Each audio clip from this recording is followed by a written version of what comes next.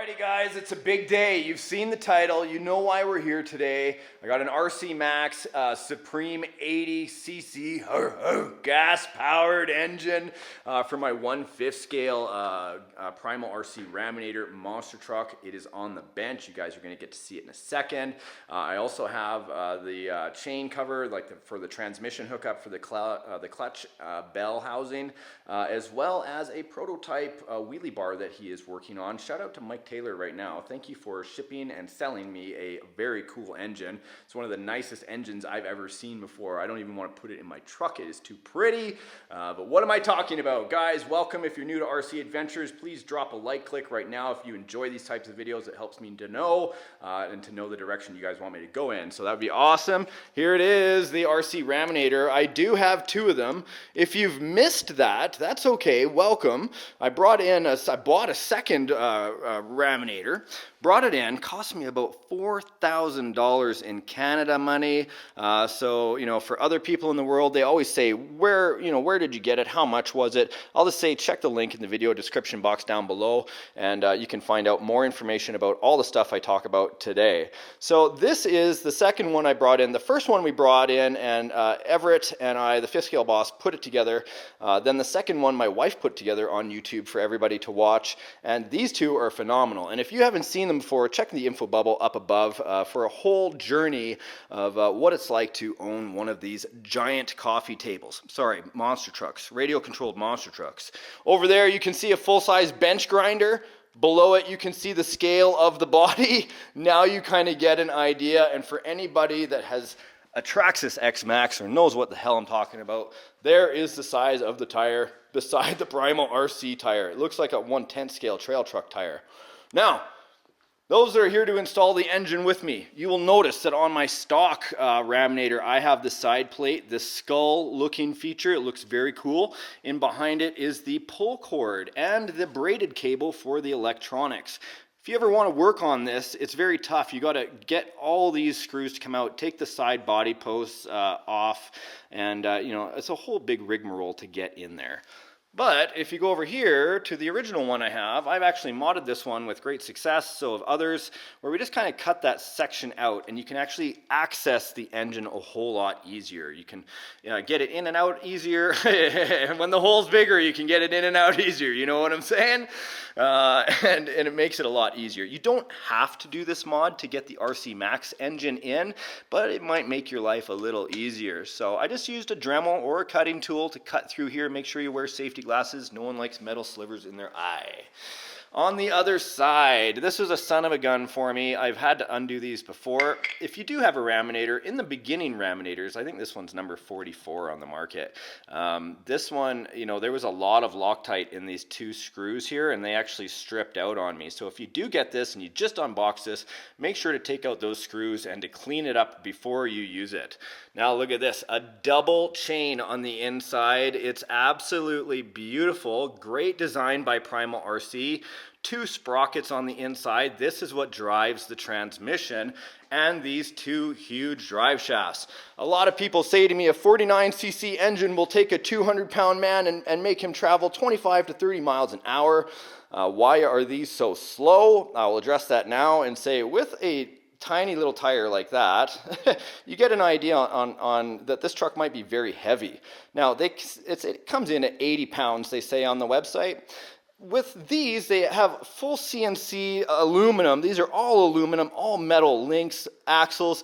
These all have axles that come out and have to turn everything. With the drive shafts, the center transmission that has a reverse in there, a lot of that power is distributed out to the 4 tires, and you lose a lot of speed because these tires are so wide, you know, it's having to do a lot, which is great for introducing yourself to an 80-pound gas-powered monster truck, because this thing can cause serious damage. But once you've graduated, what do you want to get? Do you want to go midline? I got a TMR performance engine. We put that in. It was pretty good. In fact, they just came out with a V2 engine. And now I've got the RCMax Supreme 80, which is where I think the graduation should go to if you're able. Now, again, I only mention prices on the show. I have a lot of commenters that say I'm bragging, but a lot of commenters will also say, how much was this stuff? Again, check in the video description box down below. Depends on where you are. Be prepared though. RCMax engines are the best of the best of the best. So you're going to be paying a little bit more than you'd be paying for a normal pocket bike engine, if you know what I mean. Here we go. This is a big moment. I've been waiting, so we'll start on this side. I know. Bah, bah. What are we looking at here? Well, these, I actually just painted these this morning. Beautiful. Hey, Mike.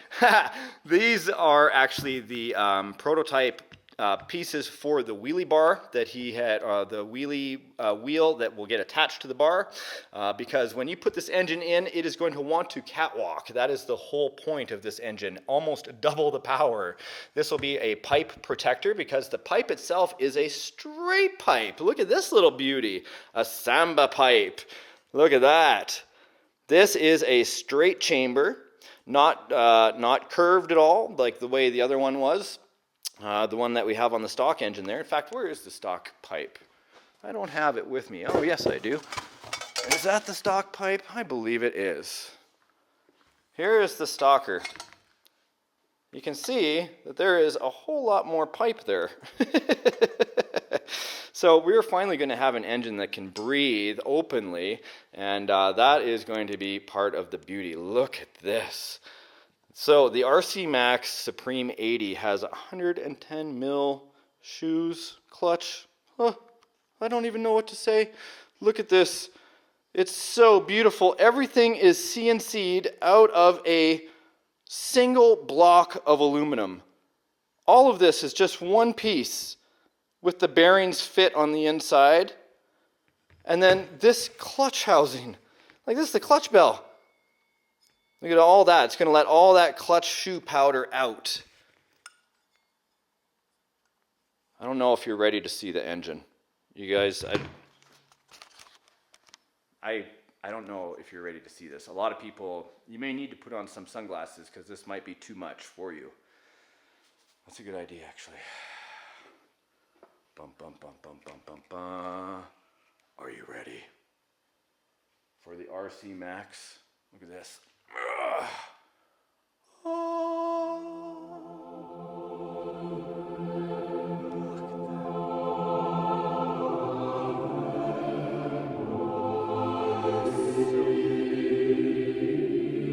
pretty.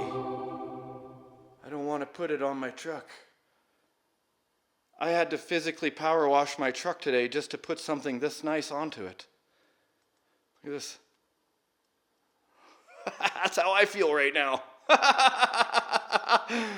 There is the air filter. There are the clutch shoes, 110 mil. This is insane. Look at this. The header. Everything is milled to perfection. Look at that, guys. And then right on the front, RCMax on that pull cord. Isn't that stunning? Stunning! I thought you would like that. I almost needed a moment to myself. Whoa! Someone just walked through the room here. I need a moment because that engine is like, it's the tits. It really is. This is the stock engine. Look at that. Kind of don't feel wah-wah about it. It's a great engine to learn on and has plenty of power. When you keep brapping this thing, keep breaking it in, it gets more and more power. Like 6.5 tanks in, it's still gaining more power. So don't worry about it if you got one of these, but if you get a chance to get an RCMax, let's get this one installed.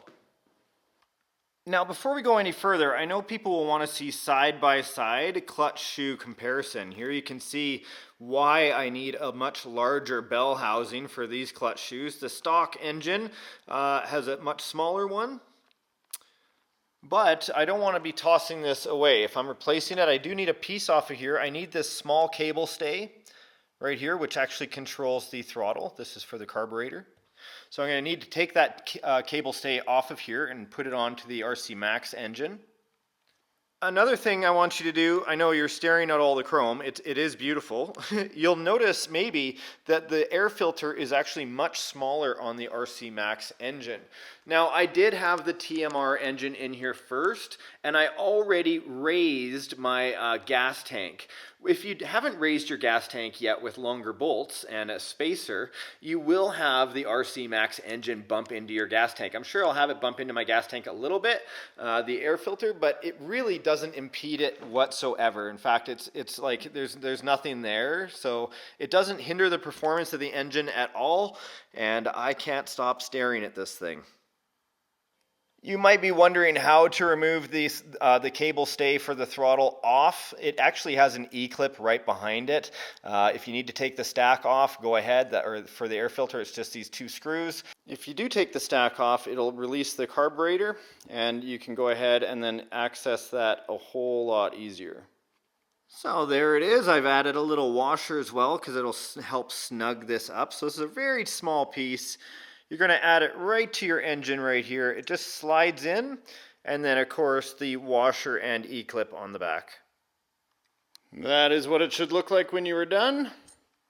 Then the last piece you'll need from the old engine is this top bracket, this silver bracket right here. It's just 2 screws to remove them.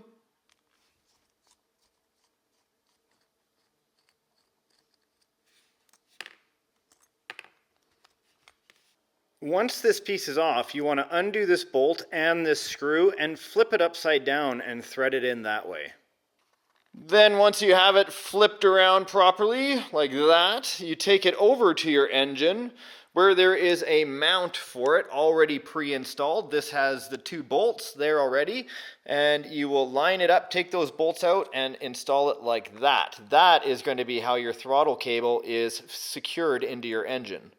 Once secured, it will look like that. And then introduce the 1-piece billet aluminum clutch housing and cover. The bearings are already pre-fitted. Now I have to remove this one from the transmission itself. Thankfully, once the engine is out, you can free the transmission fairly easily and access it that way. Extra slippery in there from all that moose-slick grease. I'm going to go ahead and put that chain over here, or double chain I should say, making sure to put it on a cloth because it is covered in grease. Now in behind it you can see there are 4 screws. I'm going to remove those and clean up the inside of this housing. Got those screws out. This should just wiggle its way out. Hello. Wow, nice. There is a giant pinion if I've ever seen one. And a swift tap on the shaft. If you're actually having problems, it'll pop out. Don't worry if that axe or the bearing comes out, just make sure to remove it. And then take the hex screw and take that out, and the clutch bell will be removed. Just simply pop that part out when you take that screw out, lift away, and you've now separated it. Keep that shaft. At this point in time, it is good to look deep inside the dirty hole. Maintain and make sure that you can see the teeth. I know you guys can't because it's too dark for you, but I'm looking at the teeth. I don't physically see anything broken on the inside there. This is going to be an opportunity for me to go ahead and stick in a couple of blobs of grease. I use a marine grease because that way if I go through any water, I don't have to worry about it, oozing out too early. Now, I know this will be controversial. That's okay. You can discuss it in the comment section down below, but I will be adding some marine grease to the outside and to the inside of the bearings themselves. The reason why I do this, although they are sealed, is I know there is a lot of water around here where I am, and being a monster truck, it's going to see a lot of mud and dirt eventually. So I want to make sure that these bearings have the best chance of actually sliding off their shafts when I try to remove them in the future. And a few moments later, I've got the clutch bell installed, lubrication on the inside and outside of the bearings, and the pinion is ready to rock, seated properly. Over here, I'd be tempted just to go ahead and install it onto this transmission, which I'm sure I could do, or take the big engine here and just install it. Look at that. It's so nice. Like so. and then I tighten up these 2 bolts here. I can do this 3rd one right here as well. Yes. Y'all are probably laughing while I'm working on the side that I didn't cut out, but I'm laughing because on the other side it gives me plenty of room to slide the engine around. Okay, and then right like that, kaboom. So let's just put a couple of screws there momentarily,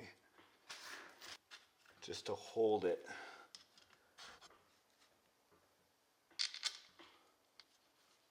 Oh yeah, and with my gas tank moved up and out of the way, it definitely helps. You guys will have a better view in a moment. Okay, so from the top down, look at that. Off to the side, you can see how raising the gas tank definitely helps. So you can see it's about 1.5 inches raise right there. Because the air filter is good, but it just kind of bumps into it just a little bit. There's that bracket for the cable that we installed right here, and of course this is the throttle, the input for the throttle. And then I put these 2 screws in temporarily just so I can mount up the transmission behind it.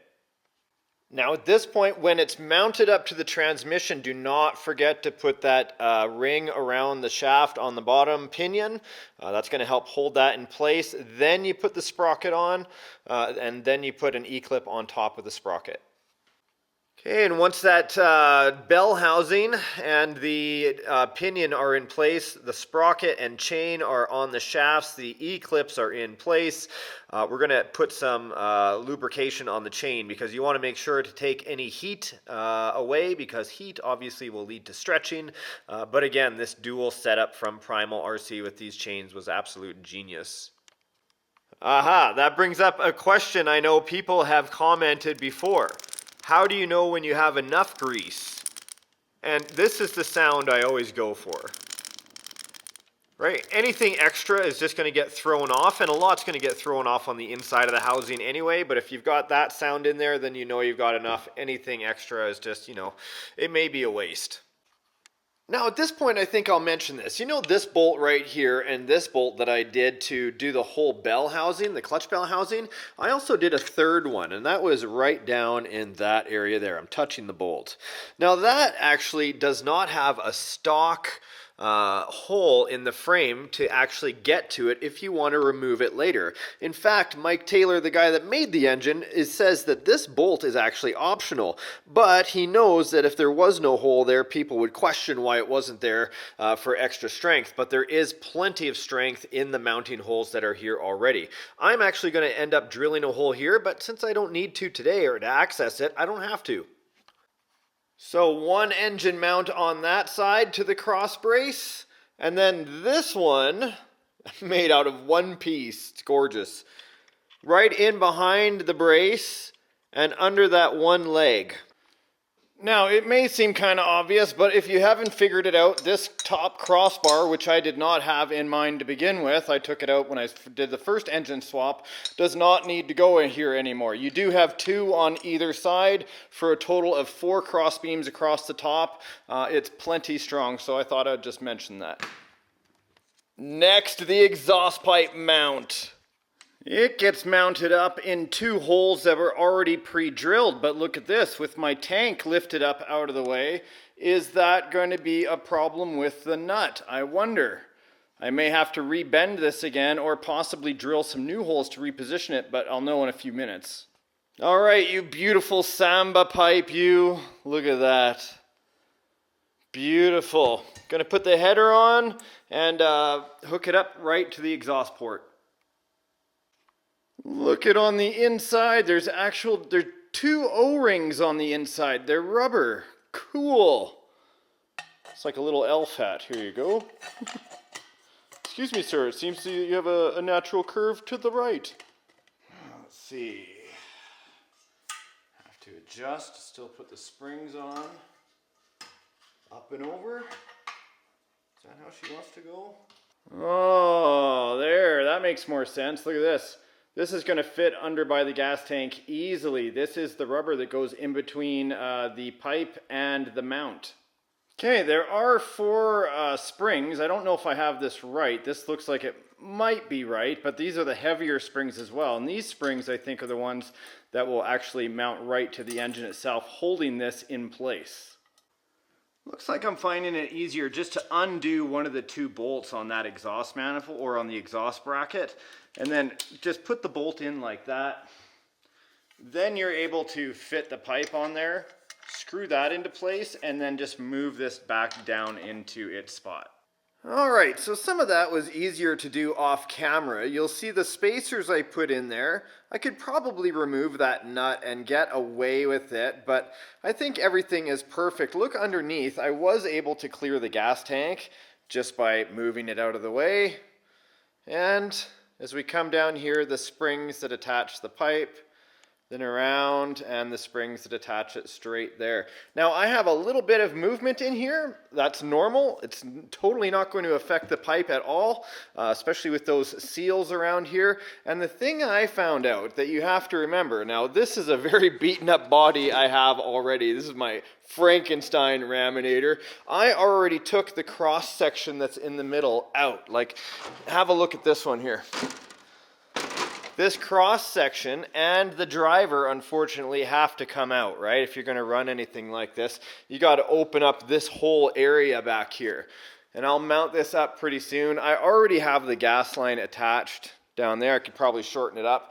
And I also need to switch over the cable for the throttle. Now I shortened mine using the TMR Performance engine, and I do have a replacement, so I'll put the longer one back. Okay, so cable is looking good. You can see it's all turned around right there. And it is attached to the throttle servo right there that has a 25 on it for 25 teeth on the splines of the horn. So I pulled the filter off. Remember, you want to pre-treat your filters with a proper foam oil. I get mine at davesmotors.com. They have some good stuff if you're in the US, or if you want to just go out and get any foam filter tacky oil, that will do as well. I'm going to soak this down and then put it back. Off camera, I went ahead and reinstalled these 298 millimeter crossbars. So like I said, 1, 2, 3, 4 supportive structures, and then of course the plastic across the back and front bumper. And it just occurred to me, if you're moving from the stock engine, you'll probably have the black fuel line that comes off of here. I actually got rid of mine when I went to the TMR Performance and put in a very small rubber grommet and screw in here just to cover off that hole. So if there's any questions about that, hopefully it clears that up. Next up, when I'm getting closer to completion all the time, these are from JS Performance. I got these on the RCMax website as well in the hop-up sections, or in the hop-up section for the Raminator. It looks like a battleship, hey? I want to play Battleship right now for anyone that's old enough to know what the fuck I'm talking about. These are pure aluminum, all cut out, wonderful, because they're one of the weakest parts on the Primal RC Raminator. These body posts actually go here and here, and there are these plastic ones back here and on this back area for the cage. Unfortunately, they don't have a lot of nylon in them, and they like to snap off. Same with these replaceable. Thank you to the designer that made these replaceable. You can replace these, but these are actually, they shatter all the time as well, and these are what the body pins go through to hold the posts on. So hopefully we see some of those in the future. So they do have front, center ones, so front, center, and rear. And I'll grab myself a zip tie. Come over here to the starter. I'm going to zip tie the starter to go through the window since I don't have any drivers there anyway. So I'll just zip tie, whatever you want to call it, straight through this hole where this chassis brace used to be. And I'll use a pair of flush cutters. That way I don't have anything there that can be sharp. Well, when all is said and done, I have been working on this project all day, but being one of the first people to install an engine comes with paying a price. Not only one when you cash the cashier, but when you go to install and you get to figure it out all on your own. So this is an insane engine, guys. You can see, look at the engine itself, and then these beautiful JS body posts. the mount posts, right? These are a huge relief for me. Look at that SAMBA pipe. It just looks so amazing, and listen to the compression.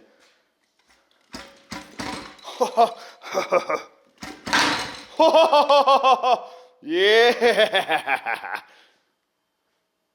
Well, there you have it, guys. I know I'm going to cock block you on this one because I got to go in, pay some attention to my kid and my wife. I got this installed for you.